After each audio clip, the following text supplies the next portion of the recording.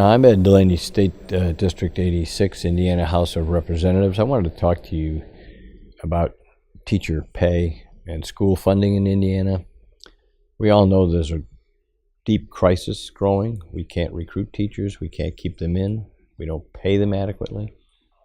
The governor wants to spend 2 years figuring out what the problem is when he really already knows what the problem is, and our teachers don't have time. First, let's start out with a couple of basic facts about why there's a problem with teacher pay in the state.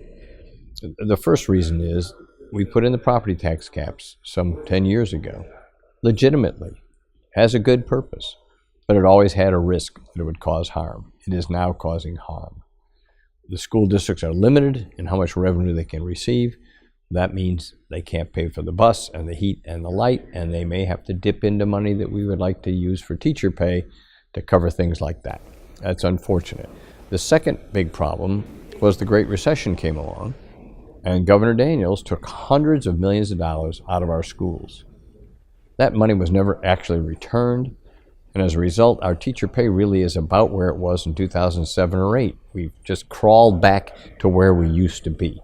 The third big factor is that we've added tens of thousands of students who are not public school students to our budget. So we're now paying for people who go to voucher schools. That's about some 40,000 students. And they get about $4,000 apiece. That money is credited as going to education, but it does not support our public schools. So what can we do at this point? What we shouldn't do is what the governor wants to do, which is to shame school districts that because they're squeezed, take some of state dollars that we send and use that for expenses like heat and light. Those districts aren't choosing to do that. That's not some mistake. They're just cornered. It is not true to suggest that the school boards don't know what they're doing. They know what they're doing. They're doing all that they can. Similarly, it's not true to suggest that our teachers don't know enough to ask for more money. If a teacher goes to a school board and asks for more money and there is no more money, you know what's going to happen. So we need to get serious and take meaningful action. Put real money in. My number one proposal is that we encourage a minimum pay, not mandate, but a minimum pay of $40,000, and we fund what it takes to get that done.